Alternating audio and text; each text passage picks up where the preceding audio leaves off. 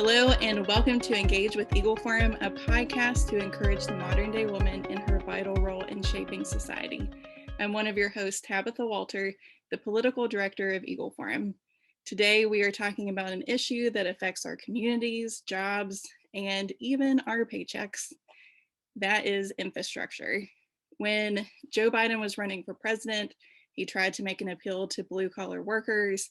He promised a good economy, better jobs, and more family assistance. Now he has rolled out a proposal that falls short of that and comes with a $2 trillion price tag. So we wanted to bring on someone who could give us the rundown of the good, bad, and ugly of this bill.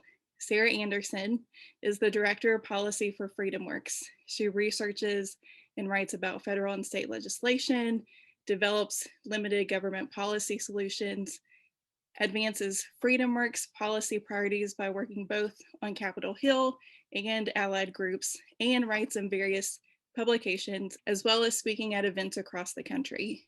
Prior to joining FreedomWorks, Sarah worked on various political campaigns, both state and national. Welcome to the podcast, Sarah. Hey, Tabitha, thanks so much for having me join y'all. Yeah, absolutely. So let's start with the basics. Infrastructure is a pretty broad term. Yeah. What does that encompass when it comes to government policies? Yeah, so historically, the issue of infrastructure has been a bipartisan one throughout time, all the way back to when President Dwight D. Eisenhower signed into law the Federal Aid Highway Act back in 1956. It kind of established that the federal government would pay for a vast majority of the construction of interstate highways. And so when we think about federal infrastructure, I think that's where most people's minds go, right? Roads, bridges, maybe trains, the potholes on your way to work, what have you. So that's what infrastructure really is meant to be at the federal level, is people's focus on, again, our highway system, getting rid of the potholes, and just generally making the physical infrastructure of our country better, and investing in programs that will help that to happen. Yeah. Now, President Biden rolled out his infrastructure plan in Pittsburgh recently, but we really didn't hear a lot of real infrastructure projects in that proposal. Can you give us an overview of what his plans actually are? Yeah, and that's the issue that we're really getting into this year, is the Biden administration, the left, taking issues that have historically been bipartisan, have historically been relatively limited, and just turning them into sort of a partisan agenda item that they're using to push through some radical policies.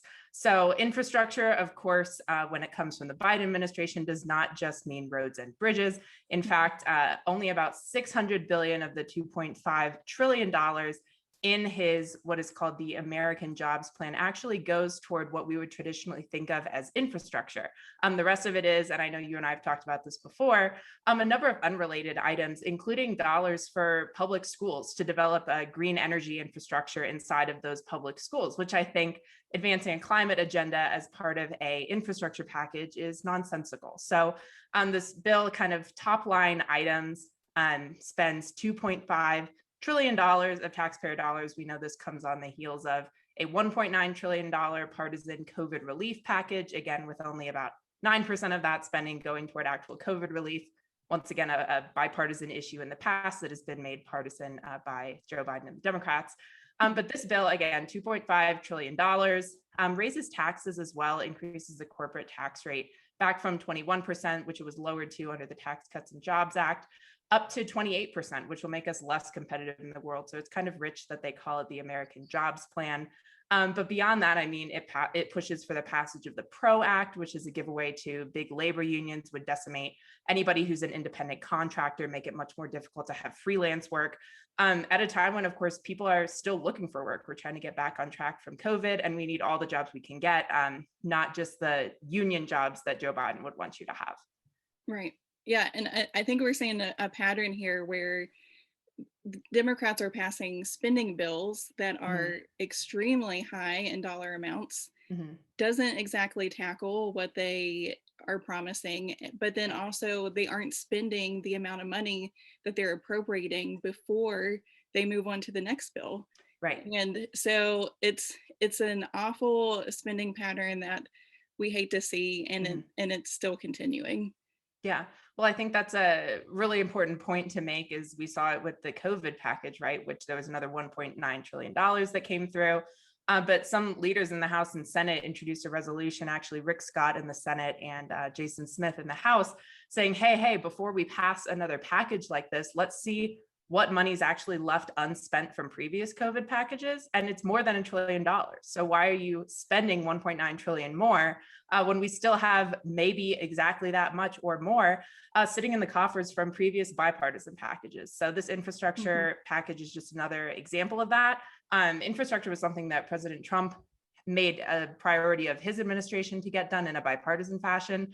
But of course, we saw the kind of partisan nature of things begin to ramp up and get sort of vitriolic throughout his presidency. And so that package wasn't able to happen. And so now we're sitting in a situation where we have a package that even Politico has said maybe we shouldn't call it an infrastructure package. And so when you get something like that from what you might consider the mainstream media, there's a problem. Yeah, that's pretty bad. Now, we could spend hours dissecting each little thing about the infrastructure bill, but we wanted to hit a key topic that would be relevant for our listeners. Let's talk about the education piece. And yes, education is part of the infrastructure bill, which is silly to me. We've been hearing for months that Biden would reopen schools. In fact, Congress allotted money to do so in some of the previous COVID bills, but it was without any enforcement mechanism. Right. So what can we expect on the education front in this plan?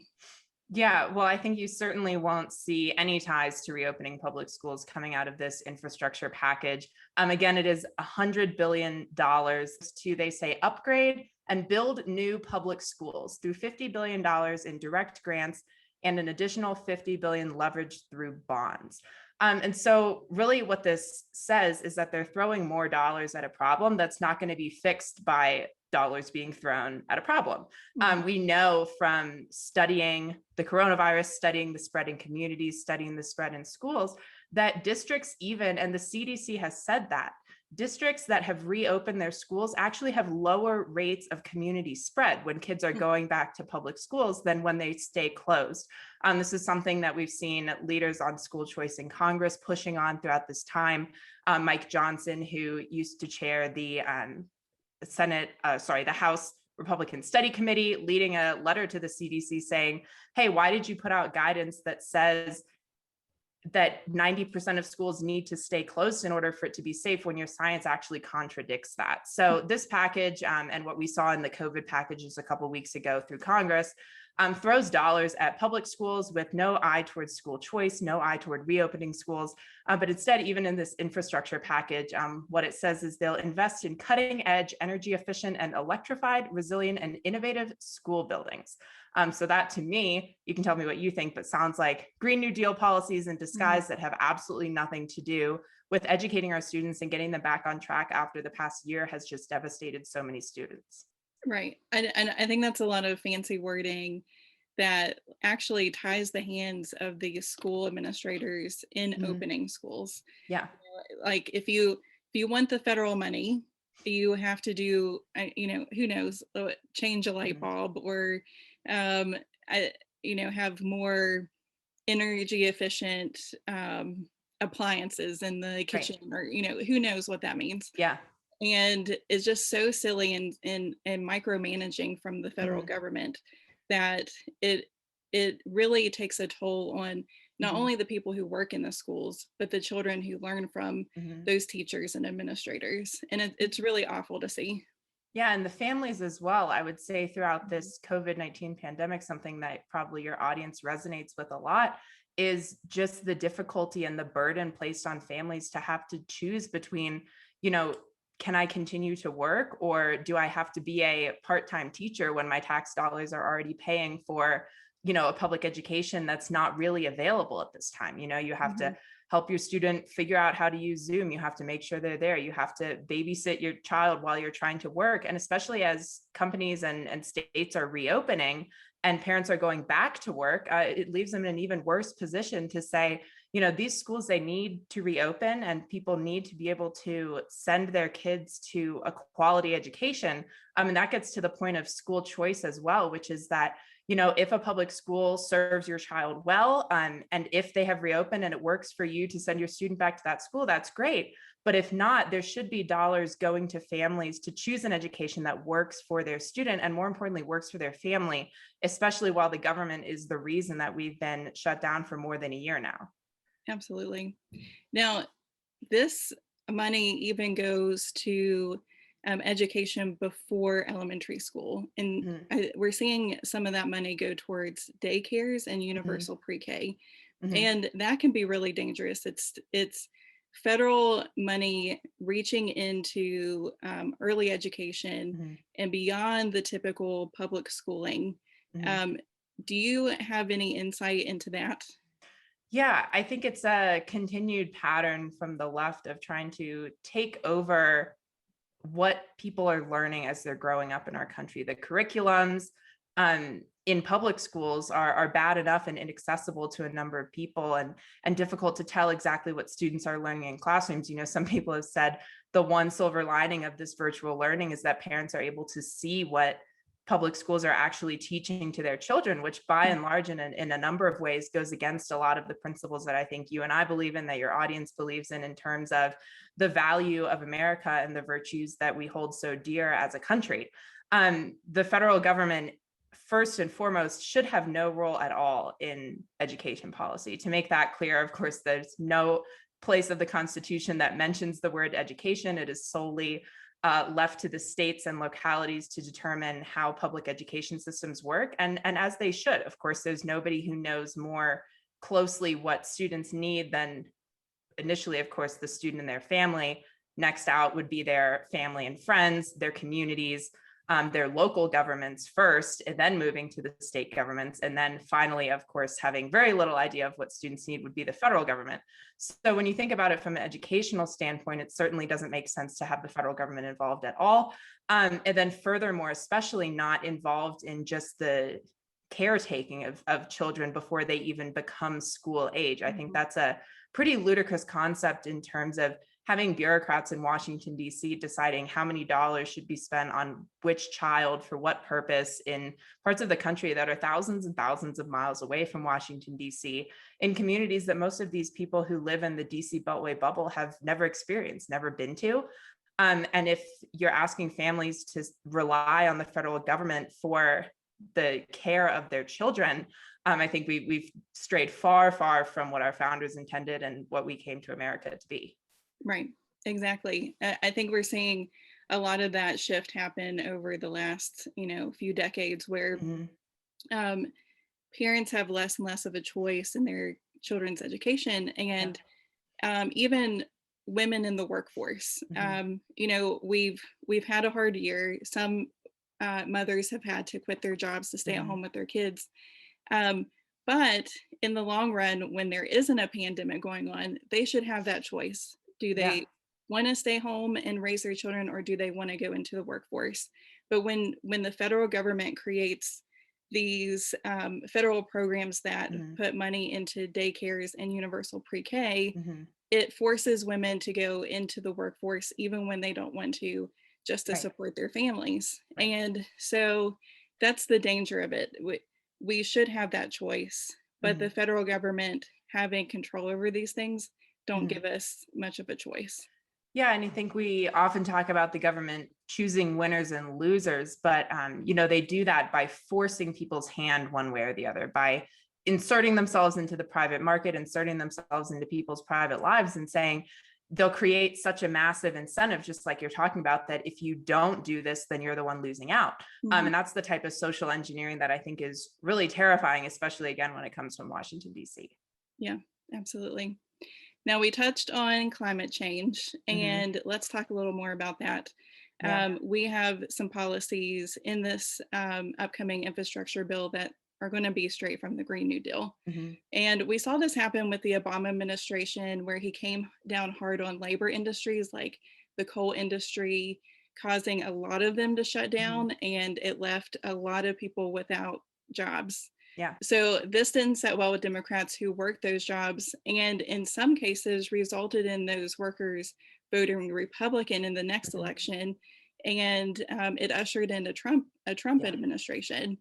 Do you think we'll see that happen again if this infrastructure bill goes through?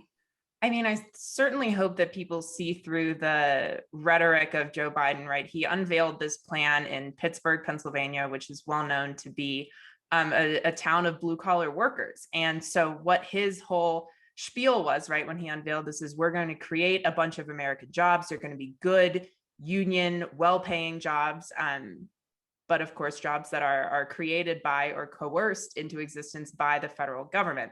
And that's not really the type of investment that you need to see in order to have economic prosperity over time, right? It harkens back to FDR's New Deal, where he created so many federal agencies, created so many federal programs that created jobs, sure, in the short term, but they're not real jobs because they're not private sector enduring jobs that are going to allow people to build a career and provide for their families over years and years and decades and decades. It's kind of the difference that we see here between investment and spending. It's really easy to spend money to throw dollars at a problem. It's more difficult to craft policy that actually invests in our communities and drives economic growth. What this bill, this plan, whatever you might want to call it. Of course, it's not in legislative form yet. It's been unveiled by the White House. They're hoping to pass it through Congress in two separate bills, most likely. Just really drives a dagger through the economy that we saw President Trump's administration create, which is one of deregulation, of lower taxes, and of economic prosperity. That's something that the left does not want because they want people to be, like you and I were talking about, dependent on the government and beholden to what the government is going to tell them to do. So sort of in the long term, the policies that you're talking about that drove Democrats, blue collar workers to vote for Republicans, vote for President Trump, vote for others who are pro-business and pro-worker, is a phenomenon we're going to see again. You know, it's interesting that Joe Biden is unveiling again this package he's calling the American Jobs Plan when he single-handedly killed the Keystone Pipeline and is pushing for banning fracking. You know, those are the types of jobs that blue-collar workers have in our country and that they need to keep. And as why you get states like West Virginia, who, politically confused as they might be with Senator Manchin, Senator Capito, and then, you know, their Republican delegation in the House, as well as the Democrat governor. But it's a state where these policies affect their lives. And Joe Biden single-handedly killing union jobs and then saying, oh, I'm here for the blue collar worker, I'm here for the jobs, when he's going to raise taxes on the people who actually create jobs in the private sector is just wildly hypocritical. Well, let's hope that this ushers in a new Republican president in the next few years, you know. Certainly. We've discussed all the bad Democrat-led policies, but tackling infrastructure, like you said, hasn't always been a Democrat initiative. President Trump pushed for this in his first 4 years. Is there such a good thing as good infrastructure policy?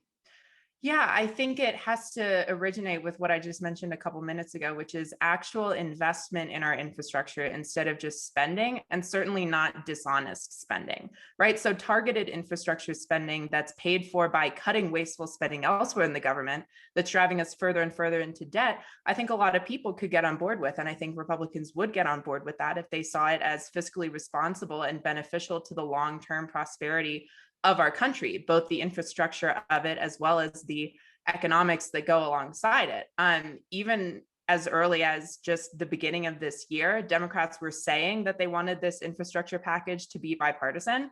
And then they very quickly turned on their heads and said, actually, we're going to look to the reconciliation process to pass this, meaning that they don't need to get any Republican votes in the House or Senate to pass this bill. So for something like infrastructure, again, that has historically been bipartisan, that is able to be bipartisan as long as it's done in a fiscally responsible way, I think just completely shows their hand that they're A, not interested in the unity that they campaigned on, and then B, will really stop nowhere to get their policies passed and sell it as an infrastructure package. But clearly they can't even fool some of the mainstream media who's starting to realize, this is not necessarily infrastructure. This is a lot of trillions of dollars, regardless of whether you think government spending is good or bad. It's objectively not focused on infrastructure. So I think there are, to answer your question, such thing as good infrastructure policies, but it has to be investment, not just spending.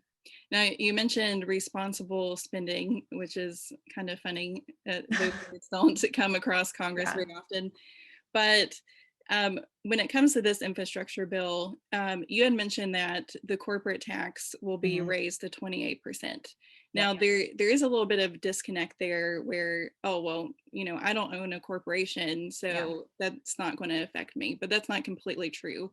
Can you Mhm. talk about how something like that would actually affect the American people?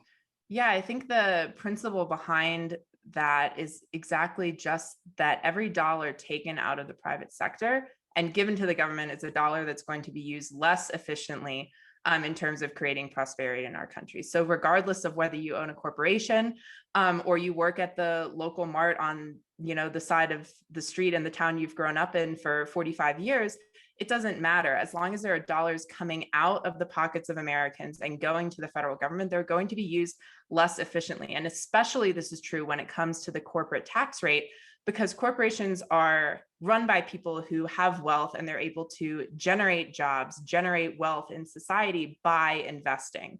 Our VP of our Center for Economic Freedom at FreedomWorks always says that you cannot stimulate the depressed by depressing the stimulated. And what he means by that is that if you take money away from the very people who are creating jobs in our society, which to a large degree, those are, of course, small businesses. We know about half of all Americans are employed by small businesses, but the other half then are employed by not small businesses, which includes corporations that create millions of jobs in our country. And if you take those dollars out of the corporations, out of the people who run them and create the jobs that they do, that affects every American. You might see reduced hours, you will see reduced wages, or you'll see just entirely lost jobs. And what that means, of course, is that then fewer people are generating wealth for themselves to be able to take care of their families and maybe on the back end start a company of their own. So again, no matter where these dollars are being taken from, they depress our economy, they depress wages, they reduce hours for workers, and they result in private sector jobs going away. But I think it's sort of no surprise that the left is looking to raise this corporate tax rate again, because again, they want you to have the jobs that the government has created, that they have control over, and that contribute to the policies that they want to see in our country, which is not necessarily in line with what we know that the American people want. Yeah, absolutely. Of course, this is such a big issue to talk Mhm. about in a short amount of time, but you have certainly covered it well. And we just want to know, how can our listeners find more information on this topic and then follow your efforts at FreedomWorks? Yeah, so we have been relatively engaged on the infrastructure issue as well as a number of other government spending issues. For anybody who's watching this who isn't familiar with FreedomWorks, we're a limited government grassroots organization just dedicated to trying to get the government out of your lives. So it's sort of across the board, mostly with a fiscal focus as well as a constitutional focus in terms of, hey, our founders crafted this document that very carefully outlines what the federal government is allowed to do, and everything else belongs to you. The federal government has not done a very good job over time of respecting that document. And so we're interested in making sure that people retain the rights that they are given and that they're entitled to under our Constitution. We have a website, it's freedomworks.org, where you can find basically all of the stuff that goes out from our policy shop, as well as our comms team and our grassroots side as well. And then you can also follow us on Twitter and Facebook and Instagram as well. It's just FreedomWorks, all one word. And then for me, you can find me on Twitter. My handle is SMAYR Anderson. And you can follow some of the media I've been doing on this issue, as well as a number of other things that are coming down the pike. We try to do the best job we can of disseminating the information of what's actually going on in DC to the grassroots community, help make your voice heard. So please do get plugged in with us. Yeah, sign up for their emails, follow them on social media. I can attest FreedomWorks is amazing and they're good on every issue. So you can't go wrong with their information. Well, thanks, Well, Tabitha.